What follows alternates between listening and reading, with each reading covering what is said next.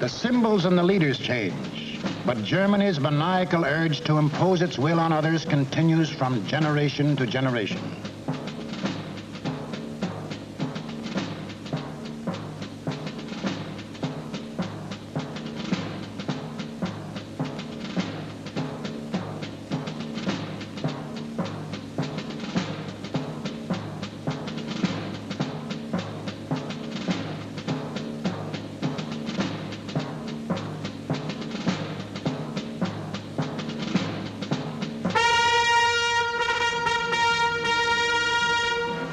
In the last 75 years, this madness has cost the world more than 20 million killed, more than 60 million wounded, more than 200 million made homeless. This does not include the untold millions that died of disease resulting from war, or the billions upon billions of dollars worth of property destroyed. Nor does this include the grief, the anguish, the misery, the terror that the world has suffered, due to the Germans' insane passion to enforce their rule upon their neighbors. This passion for conquest reached its hysterical climax when Adolf Hitler enthroned himself as God and the German Führer.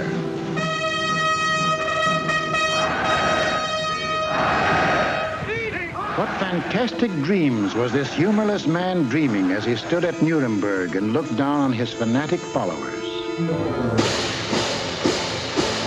In the Middle Ages, a plague of slavery descended on the world. Out of the wilds of Mongolia came a mighty army of fierce horsemen, led by Genghis Khan. Burning, looting, pillaging, the barbarian horde swept across Asia and Eastern Europe. Genghis Khan conquered most of the world of the 13th century.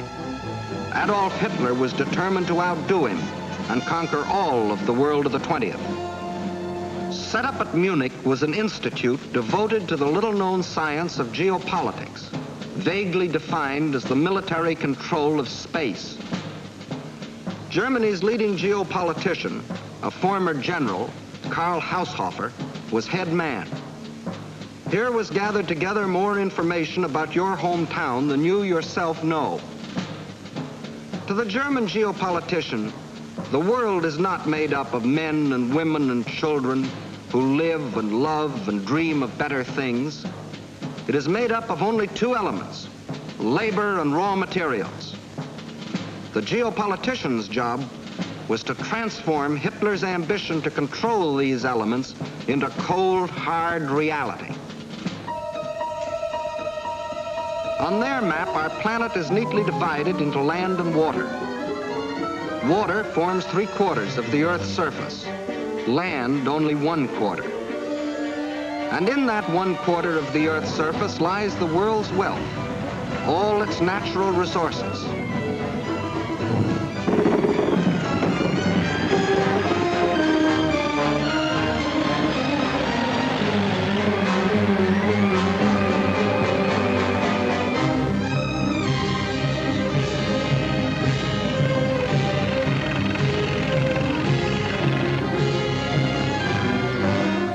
The world's manpower.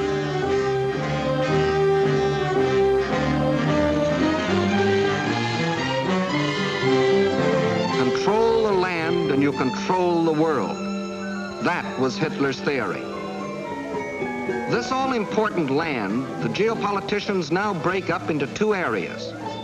One, the Western Hemisphere, which, together with Australia and all the islands of the world, including Japan, comprises 1/3 of the land area.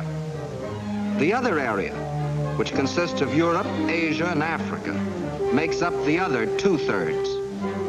This supercontinent, which they call the World Island, is not only twice as large as the rest of the land area, but also includes 7/8 of the world's population. The heart of this world island comprises Eastern Europe and most of Asia. This they call the Heartland, which just about coincides with the old empire of Genghis Khan. Hitler's step-by-step plan for world conquest can be summarized this way. Conquer Eastern Europe, and you dominate the Heartland. Conquer the Heartland, and you dominate the world island. Conquer the world island, and you dominate the world. That was the dream in Hitler's mind as he stood at Nuremberg. Hitler, Sieg Heil! Sieg Heil! Sieg Heil! With pagan pageantry, the district leaders from all over Germany swore personal allegiance to him, hypnotized with the belief that they were members of a master race. This film will deal with Act 1 of the Nazi bid for world power, the most fantastic play in all recorded history. Hitler had seen Hirohito grab off Manchuria and other territory from the Chinese. He had watched Mussolini get away with the rape of Ethiopia. He had seen the democratic world look the other way while these illegal aggressions were going on. And he smiled. For collective action to enforce peace, the only weapon he had to fear had broken down. It was time now for the Nazis to start crossing borders. It was time for Hitler to put his plan into action. And what was he waiting for? He was waiting to soften up his victims, keep them from uniting.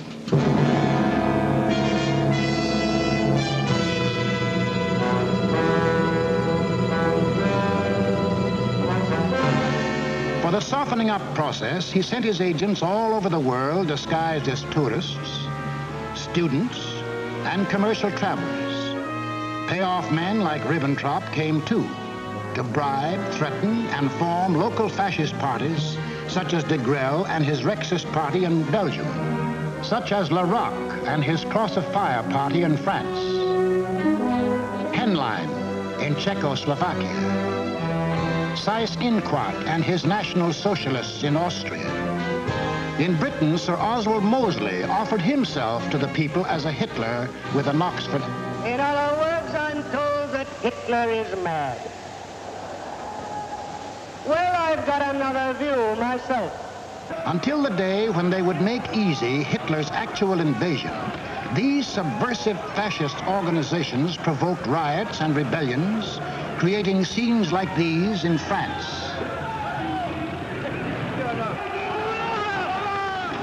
Scenes like these in Belgium.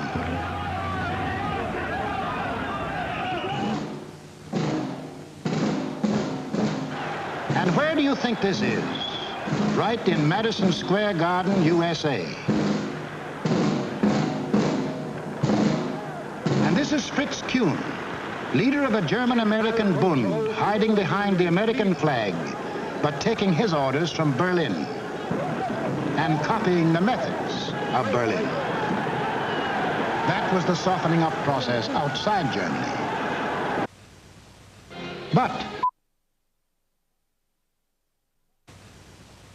But inside Germany, it was a different story. Here, in utmost secrecy, the hardening up process, building up Hitler's army and his industry. Tell the world we have no raw materials and never let them see what goes on. Day after day, night after night, month after month, year after year. We must have the world's most powerful club. Forget ours. Forget working conditions. Forget how to think. forged the club of blood and iron. Let the democracies talk about freedom. No freedom here. No labor unions. No overtime. The Fuhrer tells you where to work, when to work, how long to work, how much your work is worth. Forge the club of blood and iron. We have a sacred mission. Today we rule Germany. Tomorrow, the world.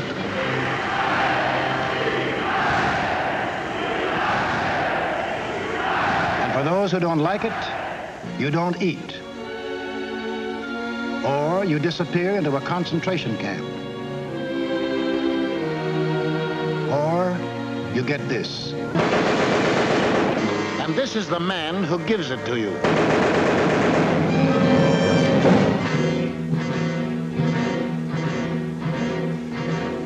And what of the army?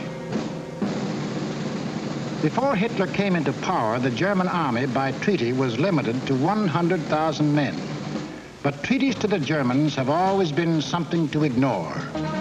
These 100,000 men were, in reality, 100,000 highly trained officers, the men who lead the Nazi regiments today.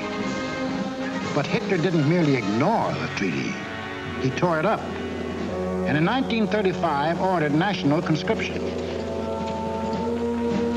Simultaneously, he ordered German youth to become air-minded. Toy gliders filled the air. But as the boys grew bigger, so did the gliders. Soon these same youths were trained pilots, flying the new planes the factories were producing. The Luftwaffe was being assembled.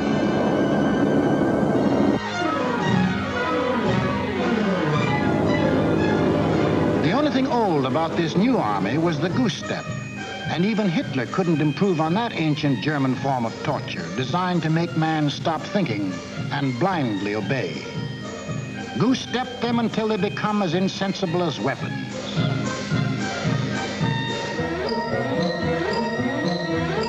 Everything else was new. Tanks, motorized equipment, and one of our own inventions, the dive bomber.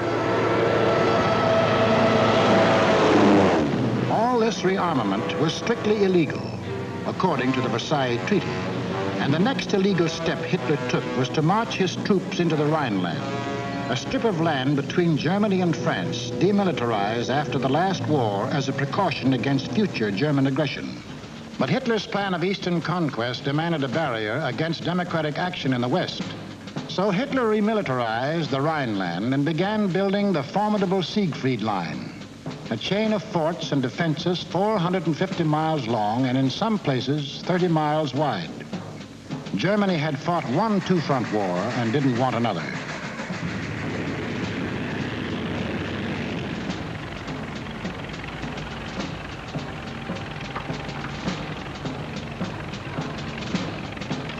As many as 500,000 men worked as much as 20 hours a day to build 22,000 fortified positions on land, where, by treaty, no German soldier was supposed to set foot.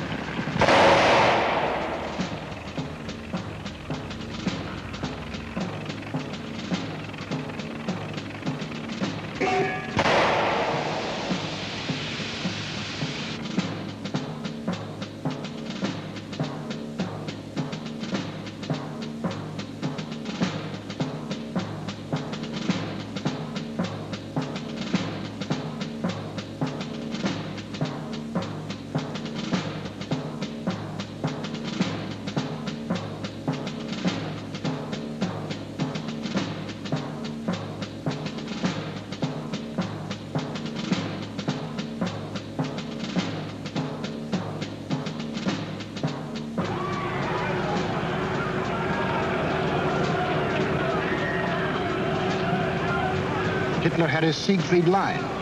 He had his equipment. He had his army. Now to unveil the German might and terrorize his intended victims into submission. General staffs all over the world anxiously awaited the report of their military attachés. A would-be peaceful world learned that a vast military power had materialized out of nowhere. A power controlled by one man who tore up treaties as we tear up ticker tape.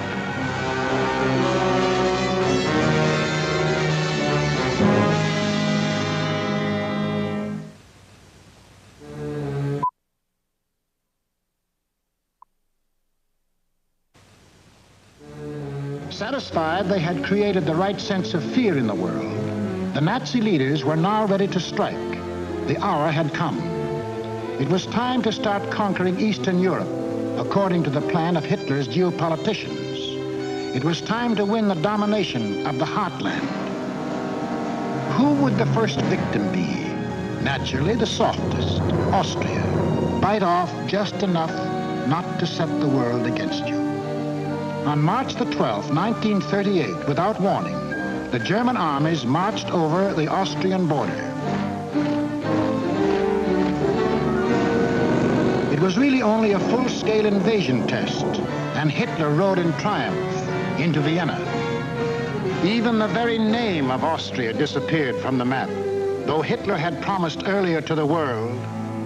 The assertion that it is the intention of the German Reich to coerce the Austrian state is absurd. Why was Austria important to Hitler? It put him on the southern flank of Czechoslovakia, and Czechoslovakia was the key to the control of Eastern Europe. The German Chancellor Bismarck explained that years ago when he said, "He who would conquer Europe must first hold the bastions of Bohemia." And Bohemia was now part of Czechoslovakia. But Czechoslovakia was tough. It had a good army. It had good equipment. It had one of the finest munition plants in the world, the Skoda Works, which Hitler wanted very badly. It had incorruptible President Benisch. It had a military alliance with France, and France had a military alliance with Britain. Hitler had to move carefully,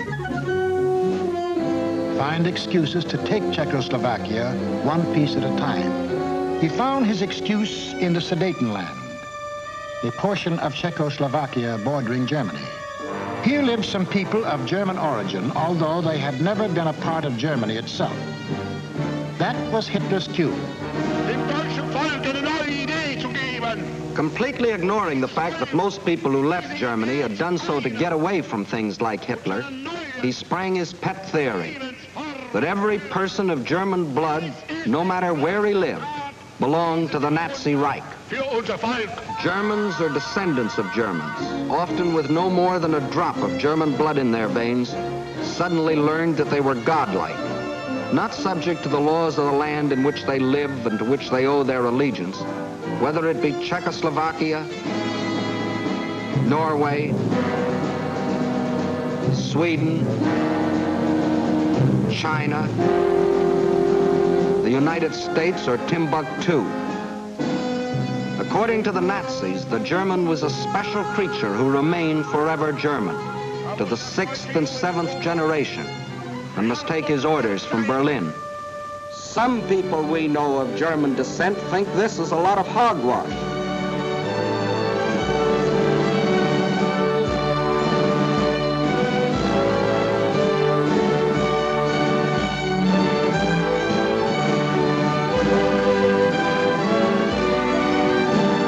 Including 15% of any group like this.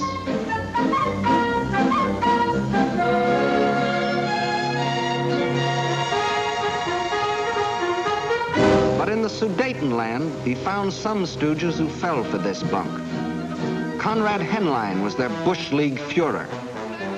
The people of the Sudetenland were told they should be liberated. They were told Hitler was their liberator. The Nazis smuggled over their standard softening up equipment, blackjacks. And when the Czechs were beaten up trying to combat his fifth columnists, Hitler screamed the Germans were being persecuted and threatened war unless he got the Sudetenland. It is the last territorial claim I have to make in Europe. I have assured Mr. Chamberlain, and I repeat it here, that when this problem is solved, there is for Germany no further territorial problem in Europe. We want no Czechs. To the League of Nations, Foreign Minister Maxim Litvinov announced that Russia stood ready to back concerted action against Germany. But once again, there was to be no concerted action. The Czechs mobilized and closed their borders. The leaders of France and Britain, desperately striving to avoid war, flew to meet the jubilant Axis leaders at Munich. On September 29th, in return for Hitler's guarantee of world peace, Chamberlain and Daladier prevailed upon Czechoslovakia to give up the Sudetenland without a fight. In Czechoslovakia, the Munich Pact was greeted by riots of protest. But Daladier returned to France to be greeted by cheers from a relieved French people. And in Britain, a happy Chamberlain came back declaring he had achieved peace, peace in our time. One of the most tragic and ironic scenes in all history. This morning, I had another talk with the German Chancellor, Herr Hitler. And here is the paper which bears his name upon it as well as mine. We regard the agreement signed last night and the Anglo-German naval agreement as symbolic of the desire of our two peoples never to go to war with one another again.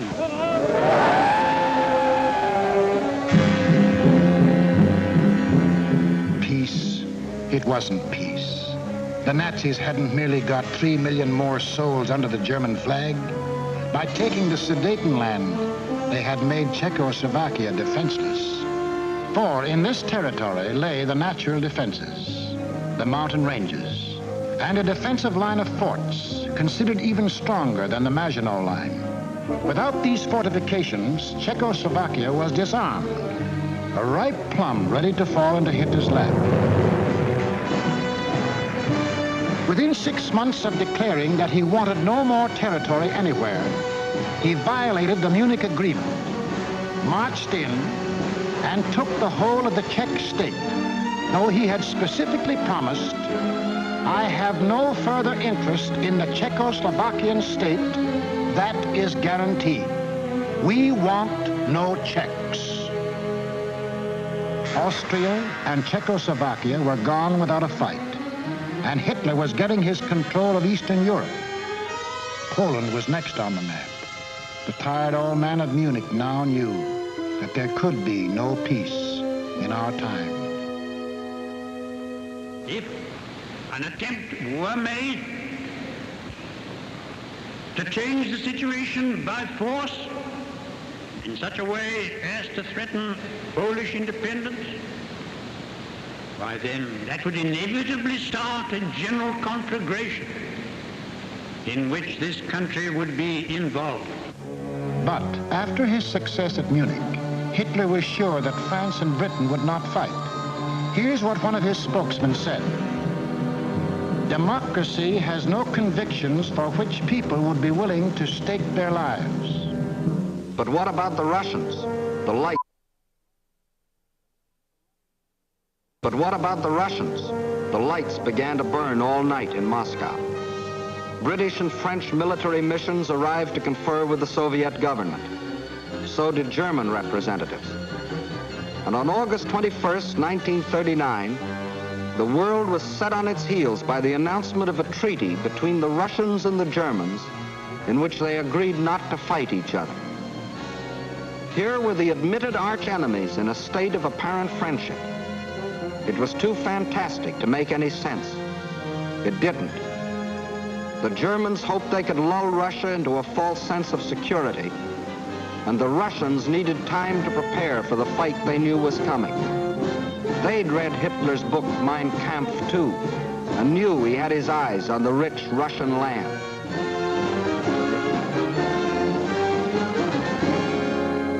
Confident that Russia was safely pigeonholed and that the democracies would not fight, the Nazis started singing their favorite theme song, that all people of German blood belonged to them, and picked Danzig as their excuse for the gobbling up of Poland. Danzig, a free city, self-governing under the League of Nations, was an important seaport at the head of the Polish corridor, Poland's access to the sea. The same old softening up process had gone on here. Local stooges, armed by Germany, began to terrorize the city. Hitler demanded Danzig and the Polish corridor, or else. The people of Poland prepared for the inevitable. Although they knew Britain and France had guaranteed their borders, they also knew those countries were a long way off.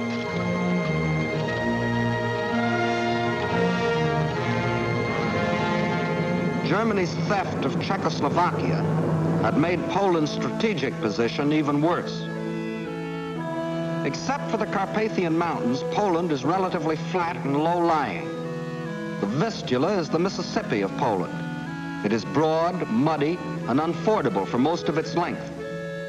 Its tributaries are formidable streams during certain seasons. But there was a drought, and the streams were so low during the campaign that they could be forded at almost any point by men, trucks, and tanks. Militarily, the Vistula offered the best line of defense. However, making a stand here would have meant surrendering Warsaw in the richest part of the country. The alternative was to accept battle on the border. That was the Polish decision. The Nazi plan was an enormous pincer movement aimed at encircling the mass of the Polish armies. Secondary pincer movements were to encircle any Polish groups which escaped the main trap. During the last 2 weeks in August, the German armies moved toward the Polish border, where they assembled 70 divisions, many of them armored. From a military standpoint, the Poles were hopelessly outclassed by their predatory neighbor. They managed to mobilize barely 30 divisions, made up of infantry or horse cavalry. In two important respects, the difference was staggering. The Nazis, 5,000 modern tanks. Poland, 600 nondescript tanks. The German Luftwaffe, 6,000 modern planes. The Polish Air Force, less than 1,000 of inferior types. The German army secretly made ready. The way of living for the next 1,000 years was to be decided.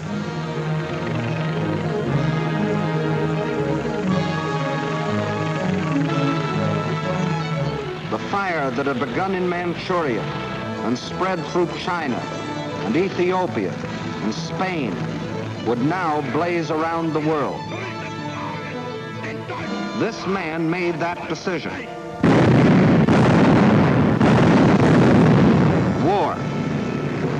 Precisely at dawn on September 1st, without warning, the German Wehrmacht rolled over the Polish border. Before the invasion was 30 minutes old, the planes of the Luftwaffe were over Poland, wiping out the Polish Air Force, most of it caught flat-footed on the ground.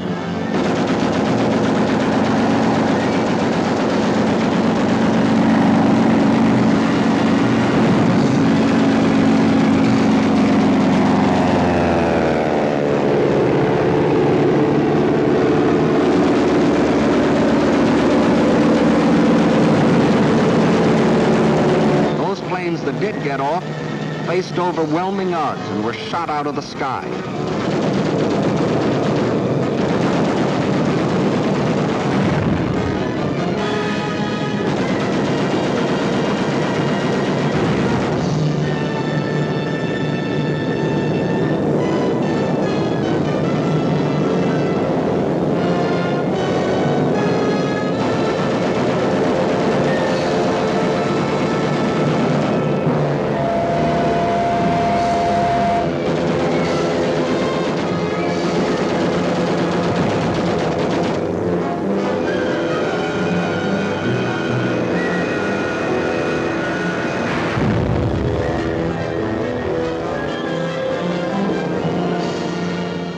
Flying Nazi squadrons ranged deep into Poland, destroying communications, radio stations, power plants, highways, bridges, railroads.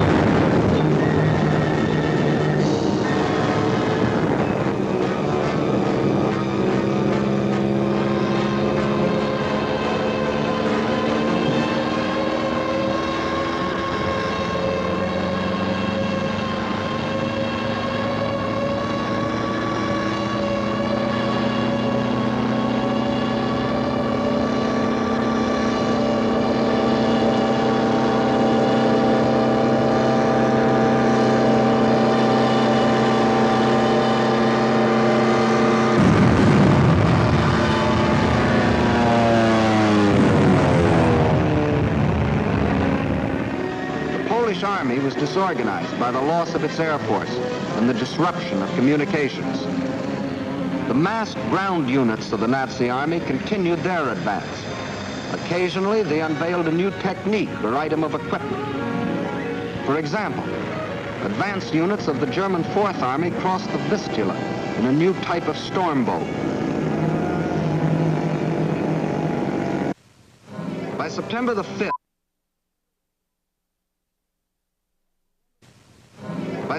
5th, the Polish retreat developed alarming tendencies. The powerful German 10th Army, which was to form the southern claw of the great Nazi pincers, was advancing with its 5 armored divisions on either flank.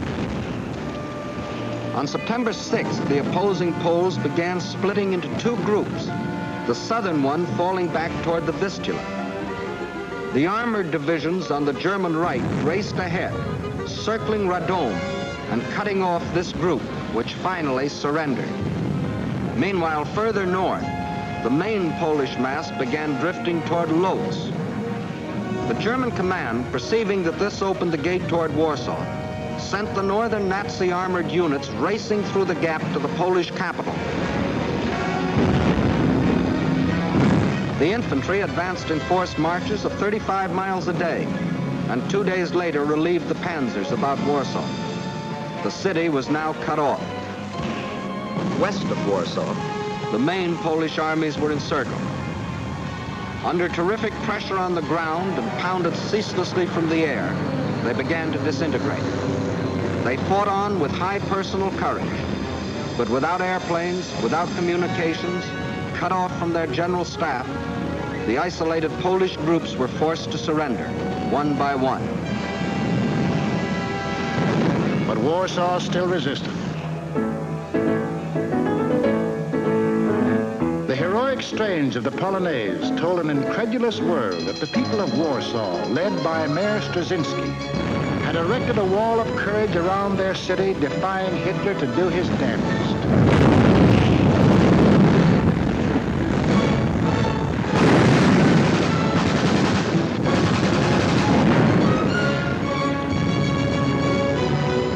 Stopped cold by the city's desperate resistance, the Nazis were forced to send for heavier artillery. The only source of such artillery was Germany's Western Front. With great secrecy, the giant 240mm howitzers were towed at high speed across the highways which Hitler had built for just such purposes and set in position around Warsaw. The huge guns subjected the city to a bombardment of incredible fury. Their fire concentrated on the densely populated residential areas.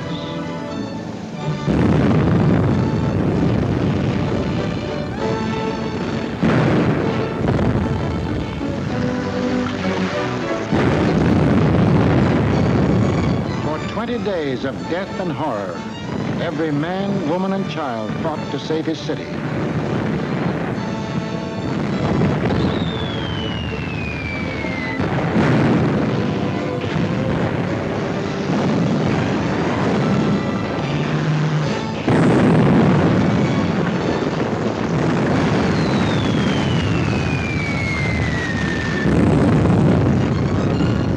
But without food or water, human endurance failed.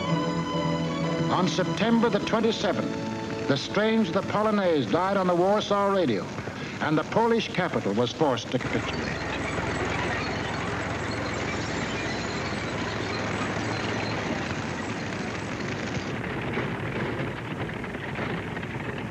Now all Polish resistance was at an end, except here, the Westerplatte forts opposite Danzig.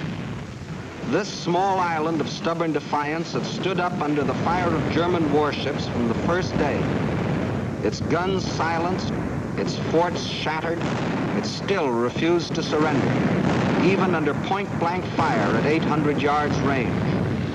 It was an exhibition of Polish valor that will go down in history, but militarily it could not avail. On October the 1st, the garrison at last surrendered. Surrendered to face the fate of these men, Polish prisoners being marched off to Nazi prison camps, an eventual extermination.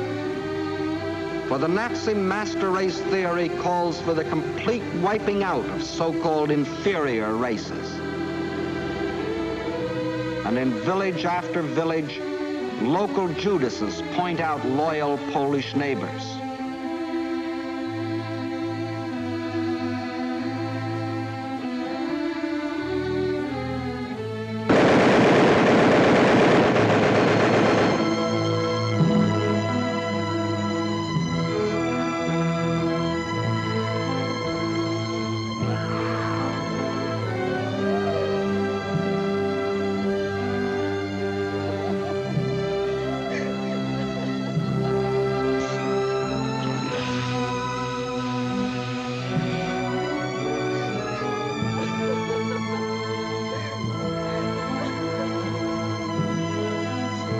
These things the Poles can never forget, including another one of Hitler's famous promises. Germany has concluded a non-aggression pact with Poland. We shall adhere to it unconditionally. The world now knew that a non-aggression pact with Hitler was the kiss of death.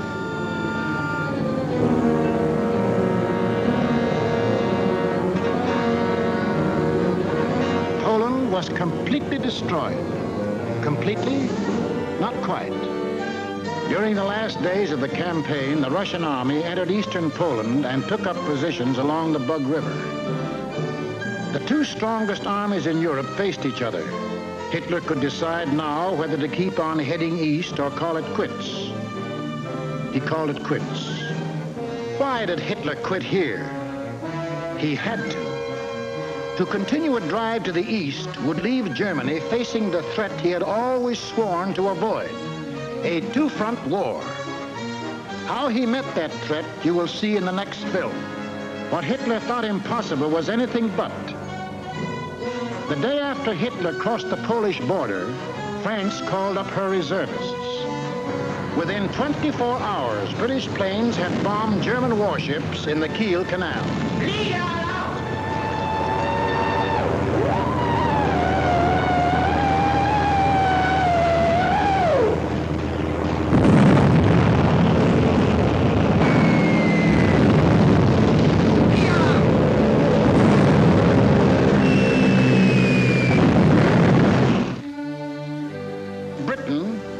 The British government. But the British people had declared war. War on Hitler and everything he stood for. The democracies did have convictions for which people were willing to stake their lives. Unprepared? Yes. But that didn't matter. For they finally realized that what was being threatened wasn't just the integrity of Poland, but the integrity of free men everywhere in the world. What tragedies, what horrors, what crimes has Hitler and all that Hitler stands for brought upon Europe and the world.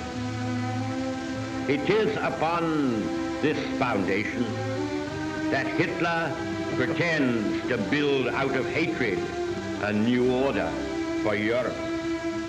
But nothing is more certain than that every trace of Hitler's footsteps, every stain of his infected and corroding fingers will be sponged and purged, and if need be, blasted from the surface of the earth. Lift up your hearts.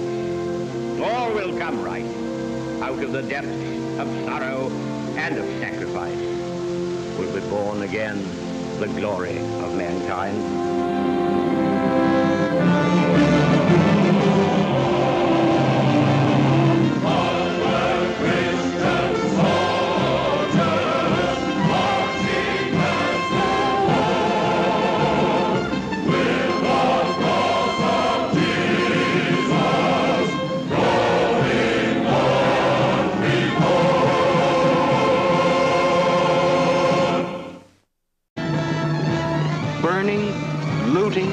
Pillaging, the barbarian hordes swept across Asia and Eastern Europe.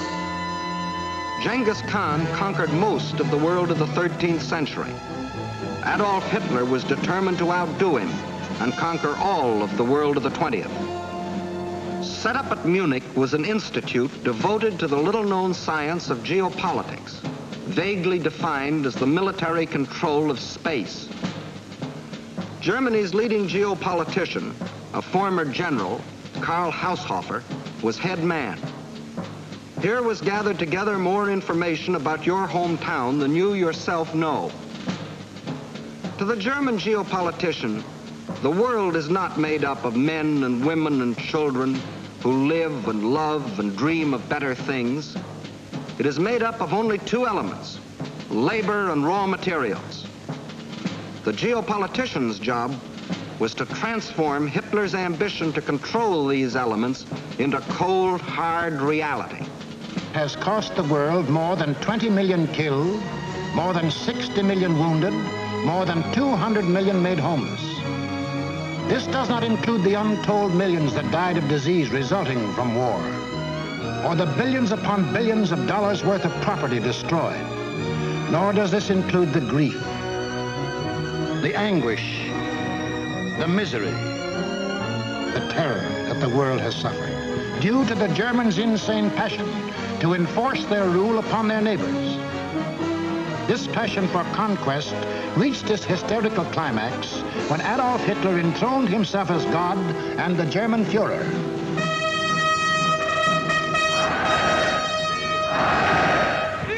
What fantastic dreams was this humorless man dreaming as he stood at Nuremberg and looked down on his fanatic followers? In the Middle Ages, a plague of slavery descended on the world. Out of the wilds of Mongolia came a mighty army of fierce horsemen, led by Genghis Khan.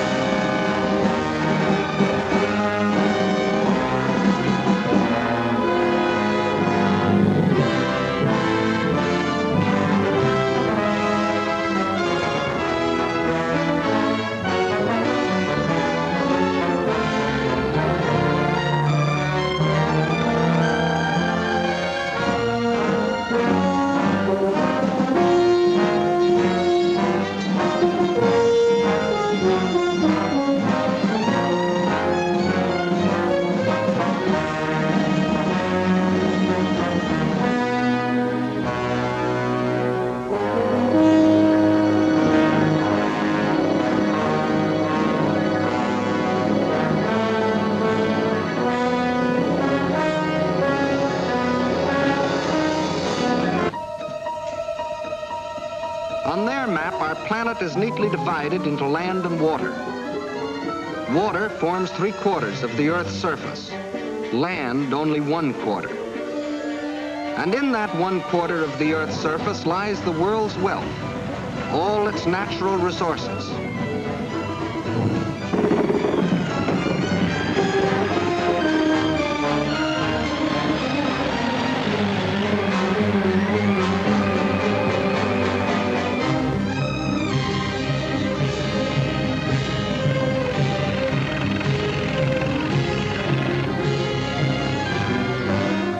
The world's manpower.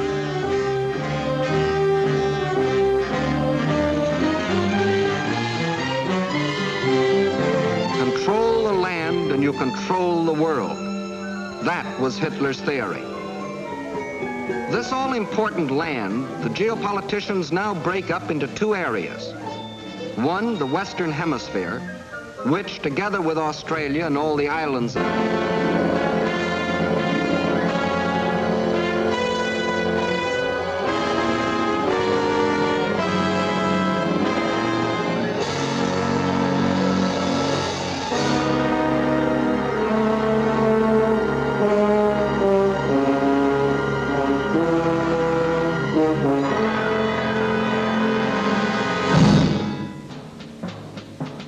the symbols and the leaders change, but Germany's maniacal urge to impose its will on others continues from generation to generation.